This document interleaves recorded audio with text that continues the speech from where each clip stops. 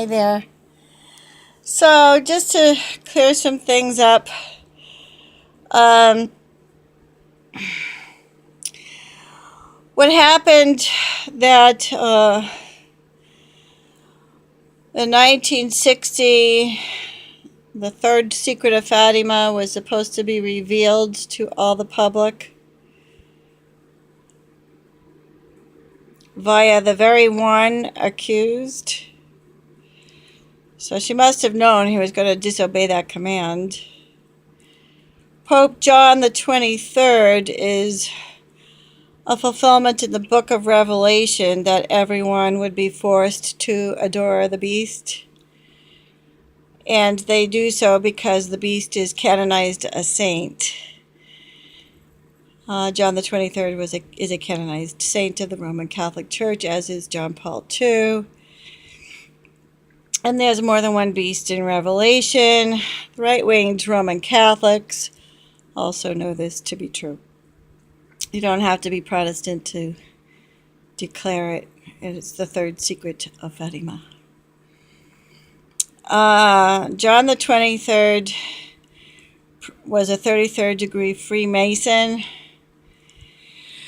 and that is why he is one of the beasts in Revelation. He was an anti-pope, which simply means that he was a substitute for the pope that was originally elected.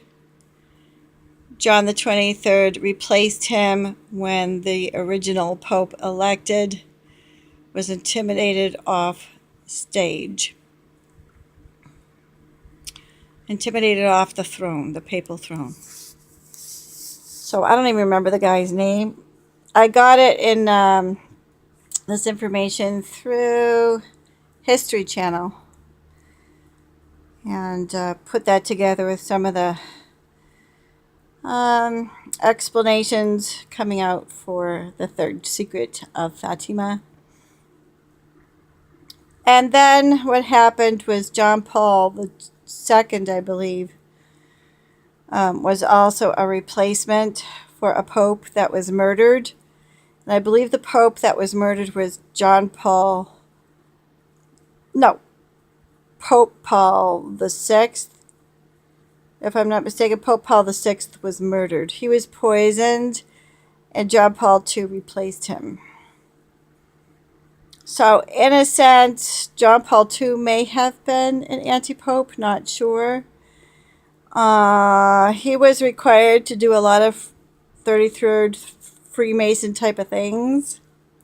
The Jesuits intimidated John Paul II, required him to participate in things that were not holy by a long shot, and he also highly commended the,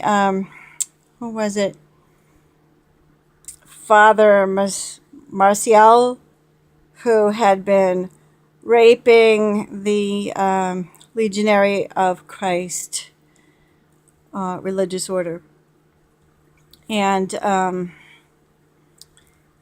he was notified a number of times, and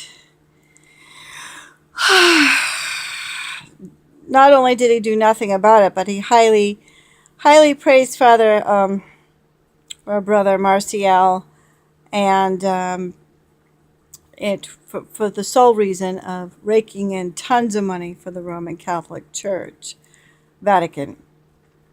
Also, Mother Teresa of Calcutta, we don't know what the state of her heart and soul was, but she was of the mind to give all the money that was donated for the poorest of the poor dying in the streets, to the Vatican, instead of using the monies for the purposes that the people intended. And those people dying in the streets did not receive the kind of relief that they should have been able to enjoy. That's all for now, because in order to protect myself, I will go over once again the visions. But I have to put this on pause, I believe. I'm not sure of how to do this. Okay, so I'm going to abbreviate this time, I think, because I talked in greater depth before. Um, so my soul was taken on journeys in my 17th and 18th years of life. First, I was taken to the heavens, and then in my 18th year, dropped into hellfire. But it wasn't really hellfire. I suppose it was more likely purgatory. So when my soul was taken to the heavens, that heavenly celestial abode was also purgatory. So I went to the top and bottom levels of purgatory. That's how I'm interpreting it. Otherwise, in previous years, I've called it limbo and hellfire. But because of deeper research, I suppose it was probably the top and bottom levels of purgatory. A lunar eclipse accompanied the first experience of going into the heavens, and it was in outer space.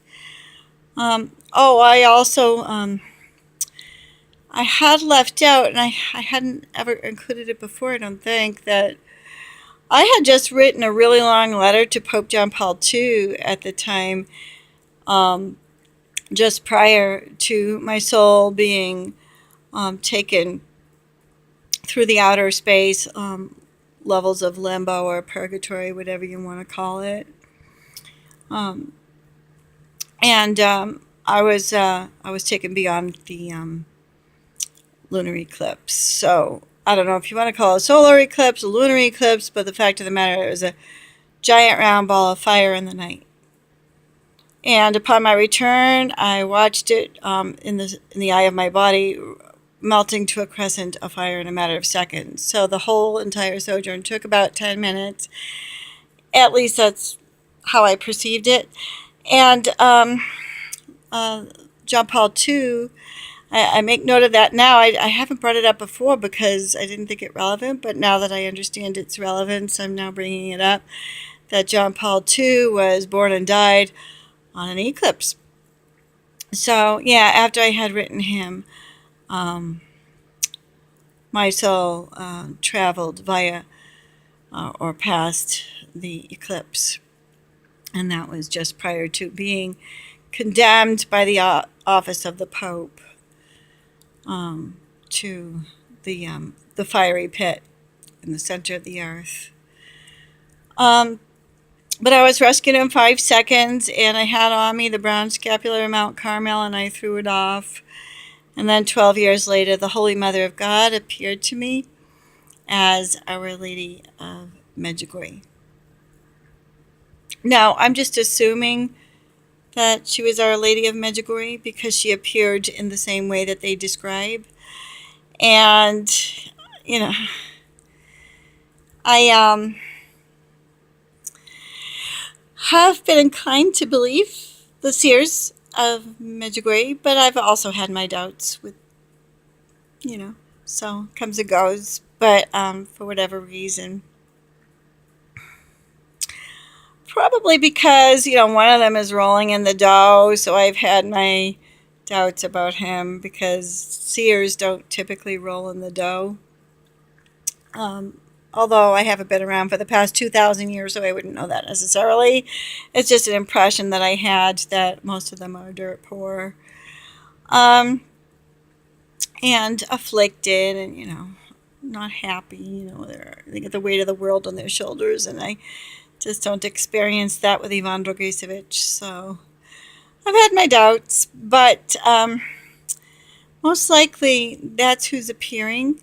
They have said, the seers themselves have said, that Satan also has impersonated our Blessed Mother, but that they can tell the difference between satanic impersonations and the Blessed Mother of God herself from heaven. So anyways, yeah, she appeared to me too, and it was Our Lady, and I have compared her with Olivia Hussey, and which is very, very interesting from a social psychological point of view, if you wanted to believe that. Um, there's also, it's interesting, my stepdaughter was born on that year that our Blessed Mother appeared, and I have to say, my stepdaughter also physically resembles her to the T. So who resembles her more, my stepdaughter or Olivia Hussey? There is somewhat of a difference between them in physical appearance. My stepdaughter was Puerto Rican, so I mean just or a mix, and she passed away. Let me see, a couple of years ago by now. So um, I would have to say she's also Native American in that case. So there's probably something that my being Irish, of Irish descent, is very significant regarding the Blessed Mother's mark on my stepdaughter being Native American. Because the concern for children started in Canada with the Native American Indian residential schools and the children marked for murder, and then and all the genocide there, and then my stepdaughter also experienced a tragic end. My being Irish is significant because the ITCCS took over the Native American movement, and the ITCCS was established in Ireland. So it seems like our Lord has a finger on all of this. And as painful as it is, God is working His will through Kevin Annett, it would seem, as well as many of the psychologists coming out to counsel people in the public because there's an epidemic of narcissism, and they want to validate all the victims of narcissism by counseling them right there in the public, so the public understands nobody goes crazy all by themselves, and it's a given that if people are video binging on narcissism, then it's a given they're telling the truth, that they are victims of narcissistic abuse, and we know who the author of that is. So for me, it wasn't enough that our Blessed Mother's explanation that wherever there is sin, it's a result of some level of unbelief, and therefore if the psychopaths at the top of every system, including the Vatican, are actually committing these crimes and worshiping the devil, which is what they do in 33rd degree Freemasonry, then it is as a result of their unbelief in Jesus Christ, our Lord. And that being the case, we don't have to be afraid of their misuse of the Blessed Sacramental concept, the Holy Eucharistic concept. We don't have to be worried about them and their misuse of the our Lord's institution of the Blessed Sacrament. So it's not enough of an explanation for me to keep on attending the Mass. It is heartbreaking to separate from the Roman Catholic Church because of what the Freemasons have done with the concept of our Lord becoming bread and wine for us. They are resorting to ritual cannibalism and are slaughtering children by the millions because the concept of the Holy Eucharist just isn't enough for them. Anyway, Yeah. They probably aren't interested in eating adults because we have all kinds of immunizations going on and that would contaminate them. So, yeah, let me see what else.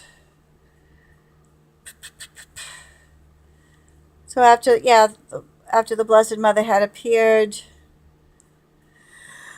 then 6 years after that, when a chastisement had been averted, then you know there was that New World War on terror, and who knows? Maybe some of all this understanding is nothing other than terrorism.